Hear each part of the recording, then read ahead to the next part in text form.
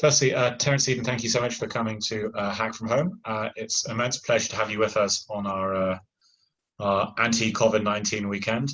As you know, this weekend was really all about pulling people from all over the world together in order to create solutions to both stop the spread of the virus and then to try and ameliorate some of the various baleful social effects that we can see it having over the next little while. Our vision is empowering people to do good in their communities and their countries, and then also, of course, as they do good, to themselves empower individuals by making sure that whatever applications are built, that it's built in a spirit of sharing, but also protects people's privacy and their autonomy and their data rights insofar as possible. So that's our core vision. Obviously, central to this is the role of health services all around the world, not least the NHS and NHSx, who have been doing, I'm sure, all sorts of interesting things. And it's a pleasure to hear you talk to some of that. So, Terence. Well, first of all, thank you so much for having me. And thank you to all the attendees who are doing absolutely wonderful work. I've been dipping in and out of Slack and people keep pinging me GitHub links. That's just amazing. So a little about myself. My name is Terence Eden. I'm the head of open technology at NHSx. NHSx is the sort of digital innovation unit within the UK's National Health Service.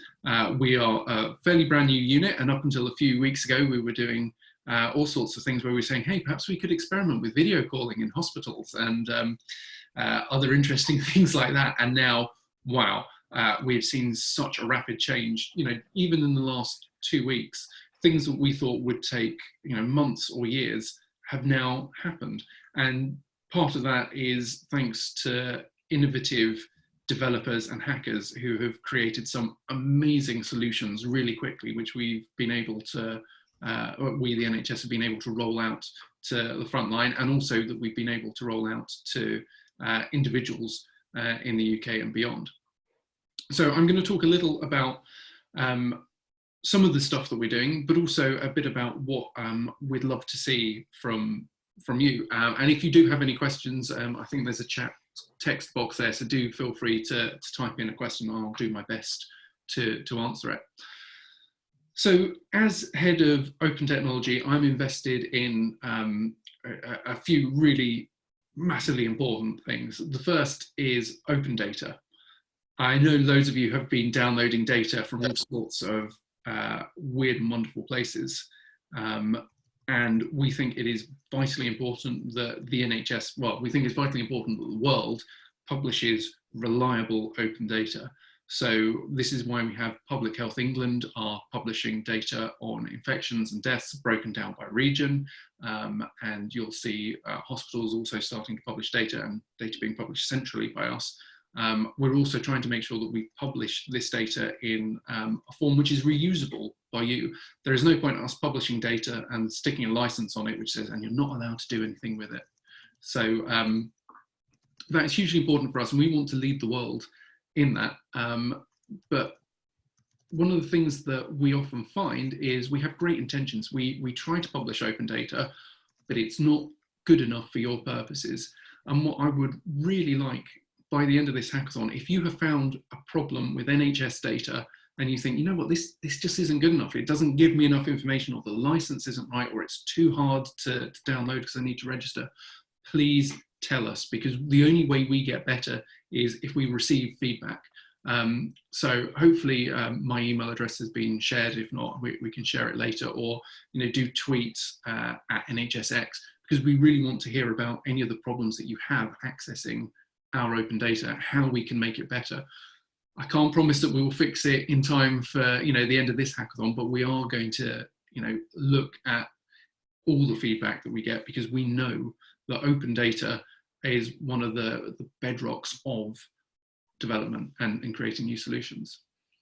The second thing in the openness space, which is quite closely related, is open APIs. We want to move to an API first model of healthcare data.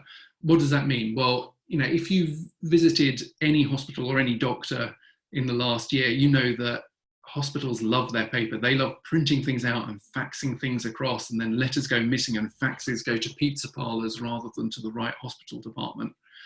We want to make sure that within a hospital, within a healthcare system, data just flows via APIs, just like it should. But it's also massively important that those APIs, some of those APIs, are exposed to developers. So right now, if you go to the NHS website, you will find a whole bunch of APIs where you can download information, you can query drug details and, you know, find out adverse interactions, and you can get the latest news from us. Some of those you need to register for and you need to give us some details. Some of those, obviously, you can only get access to if you're a healthcare professional, and some are just open and anyone can download and use them. We quite often get asked, what's the point in doing this? You know, why are we publishing all this data? And one of the things that I hope to get out of coming along to this hackathon is to see what you make from NHS data and with NHS APIs. If we can turn around and say, look, you know, this team have created something absolutely incredible, we can then show that around the NHS, but we can also use that to say, look, this is why open APIs are important. This is why APIs are the lifeblood of, you know, creating a great developer experience. And the third and final, maybe I'll add a fourth one in a bit, one of the other things that we are really keen on is open source. We've taken the stance that all of the code that NHSx develops will be published as open source. So that means MIT license or a similar license. We believe that, you know, we have developed this with public money, so it's only right that the public get to see the code that we've written. We also want to extend this to algorithms and AI as well. Quite a lot of our life now is going to be mediated by AI decisions, and whether that's facial recognition or cancer scans or something else, we think it's important that those models and that source code be made open so that people can examine them, not just to, you know, make sure that they work, but also to make sure that we're not encoding biases in there that we shouldn't. We know that lots of the data sets that we use for training AI are biased in one way or another, and it would not be ethical for us to just turn that into a black box and say, yep, this is perfect, you have to use this. We want to make sure that's open and visible for everyone to see, and also for other healthcare systems in the world to use. And what I really hope is that at least some of you will take a look at the various NHS GitHub accounts, and there are quite a lot of them. And if you see some code that we've written and you think, oh, I could improve that, pull requests are really welcome. We want your help, or fork what we've done, build your own amazing thing off there. The final thing, I've remembered what my final thing was now, is around open standards. One of the things that we've seen and that COVID-19 has brought to life is that bits of the NHS publish data in one format and bits publish it in a completely different format. And all of those are different to the formats which are being published by France and Germany and America and Australia.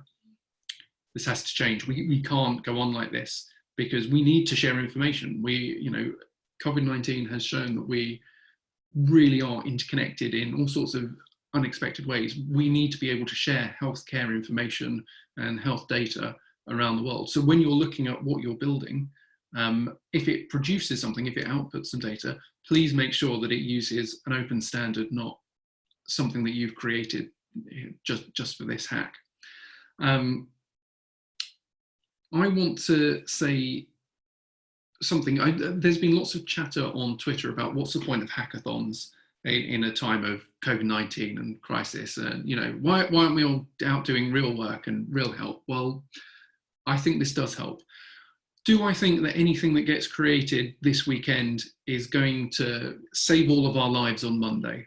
No, probably not. I'd love it if it was, but realistically, no. But what you're doing is creating hope, but also you are exploring what we can do. What is the art of the possible? COVID-19 is almost certainly not going to be the last global pandemic. I think we all wish it was the last global pandemic, but it's not going to be. And whether the next one comes along in 6 months or 6 years, we need to be ready for it. And I want everyone here to feel confident in how they work with data, how they work remotely, how they interact with the healthcare system, so that when the next thing, before the next thing comes along, you can be building stuff which is going to be useful. And who knows, maybe you will, put two data sets together which haven't been combined together, or two bits of code, and do something really innovative, which will be sort of useful tomorrow. But we're also thinking long term about this. And that's one of the things that NHSx is really keen to do. We want to support this. We've already published a competition which has just closed for new innovative ideas. I'm absolutely sure that we're going to do more of these competitions. And I 100% guarantee that anything that you create this weekend, we are going to take a look at. We want to see what the next big thing is. We want to, we can't think of every crazy, brilliant idea. We rely on people around the world doing that. And I'm thrilled, I'm honored to be taking part, even just dipping in and out of conversations on Slack, because, I'm working this weekend on the UK's COVID-19 response. And sometimes you think, are we doing the right thing? Are we getting bogged down in things? And it's just great turning around and seeing all the innovation which is coming out of this hackathon. So my plea to you is, please share all the work that you're doing with us. Don't just get to the end of Sunday night, Monday night, whenever this finishes. Don't just get to the end and go, right, tools down, let's put that away. Sunday night at 1 minute to midnight. Just to repeat that to you guys. 1 minute to midnight. Share that with us, share that with other health services, boast about what you've done, show off the amazing things that you've built and the not so amazing things, because one of the reasons we code in the open in the NHS is because sometimes we fail. And it is really important for us to say, hey, we tried to build this thing and it just didn't work. And here are all the problems we encountered. Because when the next person comes along, they can either go, oh, right, no, it doesn't work. Or they can go, those are the mistakes they made. Let's avoid those and make our own brand new mistakes. Do keep telling us, so NHSx and the NHS and the health services around the world, about any issues you find with their data. Everyone's really busy at the moment, but I guarantee you we care deeply about getting data right. And what have I said? Open source, open data, just making things open and hacking for good. It's fantastic. I'm really proud of all of you for taking time out of your busy lives to do this on the weekend. Although, as I think you pointed out earlier, you weren't going out anywhere this weekend, so what choice did you have? So listen, that I think is everything from me. I'm going to be around dipping in and out of Slack if you have any questions later, or if you've got any questions now, I think you can hit that raise hand button or type a question into the chat. Thanks very much. Absolutely. Well, firstly, Terence, thanks so much for sending in those, giving us your thoughts. And yeah, guys, please do feel free to ask in the Q&A button there. I have a couple just whilst you guys want to think up of any if there are some. So I was very struck by a few things. You mentioned the vision of an NHS that's just completely fluid and being full of all the, sort of an API-driven organization. Yeah. What does that currently look like now? Because, if I speak with complete anecdata, whenever I go to the NHS, one doctor will never have any idea what the other doctor is. I might even see paper being waved around. How far away are we from that? It depends on the hospital and the sort of speciality that you're looking at. So some hospitals are more or less, I wouldn't say paper free, but they get the fact that I've got a computer in my office, the other doctor has a computer in their office, we can hit send and move things around. Some of them aren't. And for some things, we are sort of stuck with whoever the sort of weakest link in the chain is. So, if your specialist has to contact another specialist who then has to make a referral over there, who then has to go to occupational therapy, if one person in the chain isn't set up right, then the whole thing kind of falls back down to paper. But I think the thing is, it's getting there. So if you've got the NHS app, which I thoroughly recommend everyone in the UK downloads, I moved house recently, and I registered for a new GP. I was able to book an appointment on the app, which was fantastic. And I showed up and they said, oh, we're going to need to take some blood. So I took some blood, and I was on the bus home and I flipped open the NHS app, and immediately it told me, here are the blood tests that you've been ordered. Here are the results of your previous tests. Here is what you've been prescribed. And I was able to order my prescription via a different app and have that sent with absolutely no paper whatsoever. So we're getting there. It's not going to change overnight, but we can certainly see in some places you can do everything on the phone. You can get all of your test results via email or a text message or a push notification. So we're getting there. Interesting. I hadn't even realised that there was just a sort of standard NHS app as opposed to a particular thing. That just shows my own lamentable ignorance in that regard. But there's a question actually that came in from someone calling themselves Nelaquast, who has a question quite connected to that, which the question being, is NHSx developing a corona tracing application? And I guess if so, is it open source and is privacy being prioritized? Okay. So three questions rolled up into one. I've got it here. So I believe Matthew Gould, who's the CEO of NHSx, has talked publicly about corona tracing applications which are being developed within the NHS. All of the work that I do is open source. We make sure that when we have something developed, we own the intellectual property. We the NHS or Department of Health and Social Care own the intellectual property, which means that we are able to publish all of our source code in the open. And as I said, usually that's under the MIT license. Obviously with things with linked libraries, it might be slightly different. So, and then the final question is privacy being prioritized? Yeah, absolutely everything we do in NHSx has privacy baked into it. We cannot lose people's trust. And you will have seen Dr. Indra Joshi and Matthew Gould have published a blog post fairly recently talking about privacy protection and how we look at that. One of the things to note is we have an interesting, not tension, but there are times when the Information Commissioner's Office in the UK has said, look, here are the rules around operating at speed in a national crisis, and they haven't been loosened or been made less stringent. We still absolutely have to protect your privacy. We can't, send your blood test results off to, weird social media firms. We're not doing that. But what we are doing is we are moving at speed, and we're making sure that privacy is being protected at the same time. So I think the answer to all three of those questions is yes. That was a very long way of me saying that, but corona tracing applications are being developed. All the work we do will be open source, and 100% privacy is being prioritized.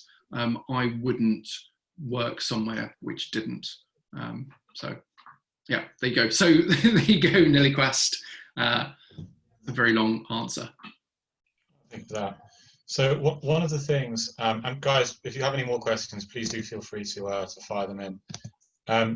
One of the things that a couple of the earlier speakers spoke on today, particularly Professor Yu of Case Western Reserve University, he was talking about how, in his view, this crisis is going to strengthen the power of the nation state as being really the only, or like the main legitimate entity that deals with individuals. And obviously, as more and more of our lives is conducted online, the nation state will want to have more dominance in the digital space. How does that focus on a strengthened nation state, particularly in time of crisis?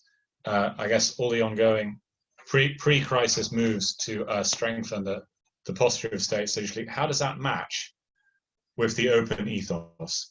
Can you see a situation where we're not sharing data quite so easily between hospitals, like say, Korea and UK? Or so I'm not a sociologist and I'm not a geopolitical strategist. I'm a geek with a laptop, so I'm going to answer it from that point of view. one of the things that we have seen over the last couple of years is the opening up of the UK government and the UK health service from a technology point of view. So I used to work for Government Digital Service, who create Gov.uk, which is the UK government website.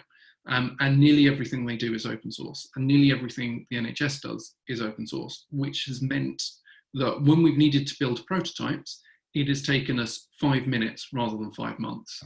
And I'm really explicit on those timescales.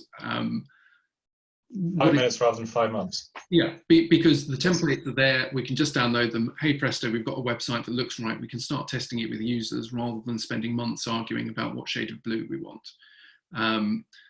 We've also seen other healthcare services around the world, take our code, which is great. This is why we open source it, so that, I think this thing has shown, the COVID-19 has shown that, if one person in the world gets sick, it's going to spread to all of us eventually.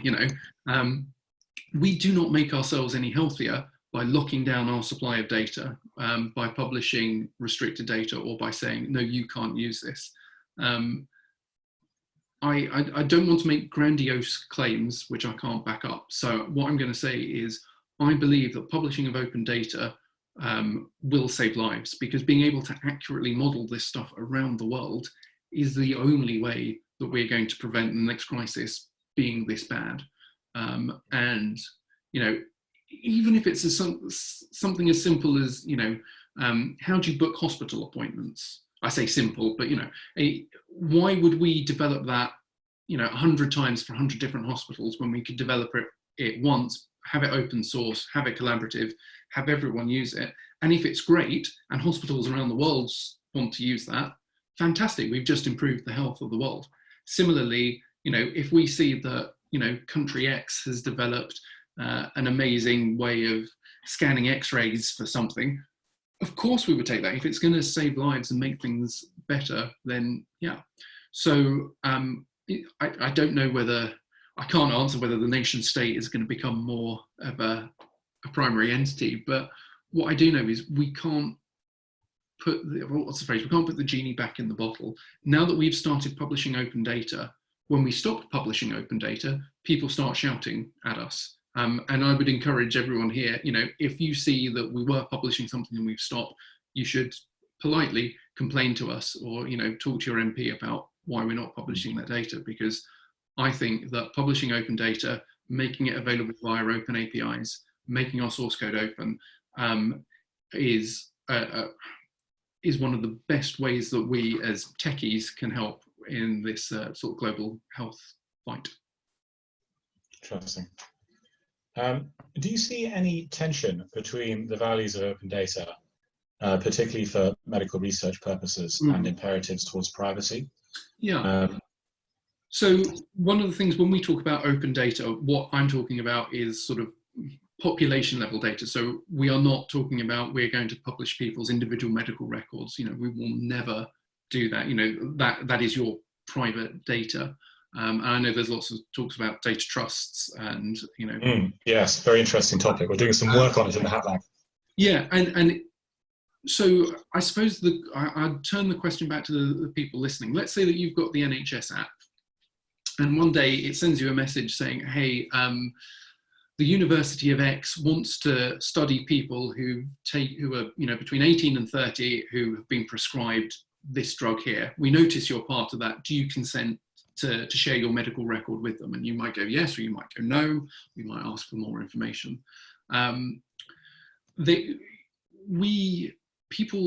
People treat their medical data seriously, and they treat it as private because it is. It's a fundamentally private part of your life. The drugs you've been prescribed, the procedures you've had, all the rest of that.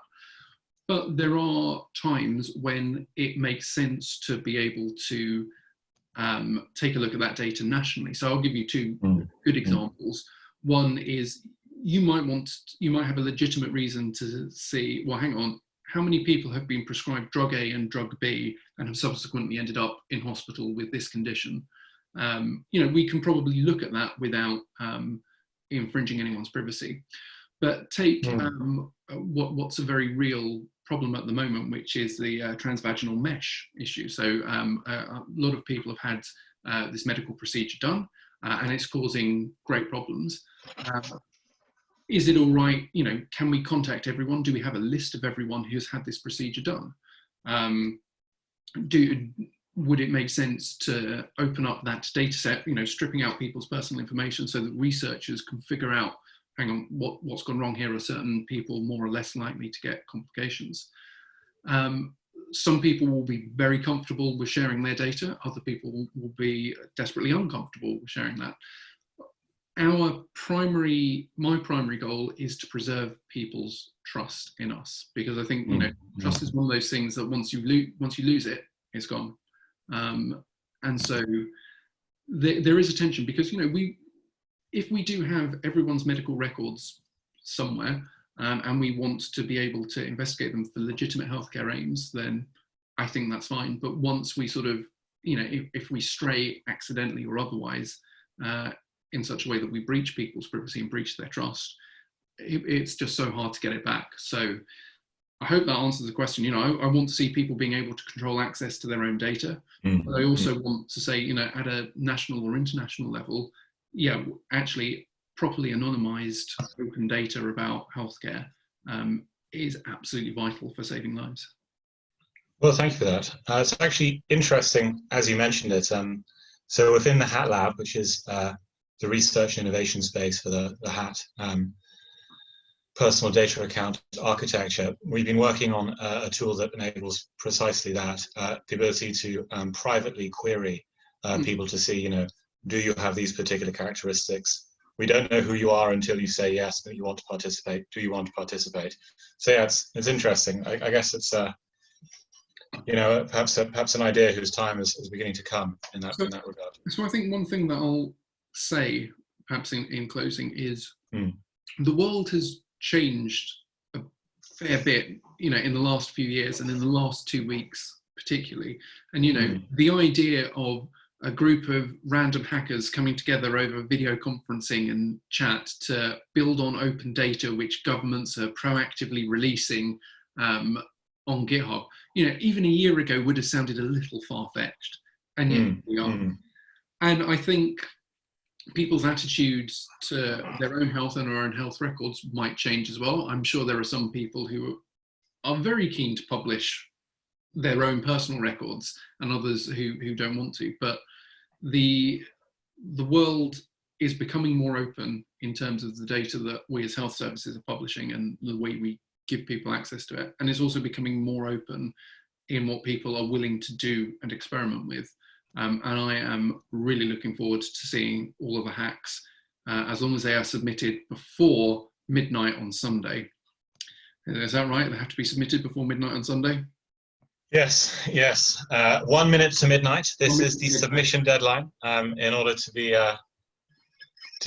get in there with the judges and the grant possibilities that there are for the winning prizes. So for the winning project. So yes, please, 1 minute to midnight.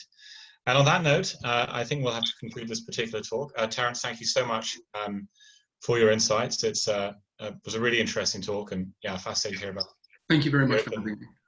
Open ideas of NHSx. If you have time, it would be fantastic if you're able to pop into the Ask Me Anything channel on Slack. I'm sure there'll be people who are attending this more broadly who'd love to ask you more questions about your work and working with those open NHSx data sets. I'm going to jump in there now, and I should be in there for the next sort of 15 minutes or so before my next meeting. All right. Well, thank you very much. Thanks, everyone. I'm now going to stop this recording.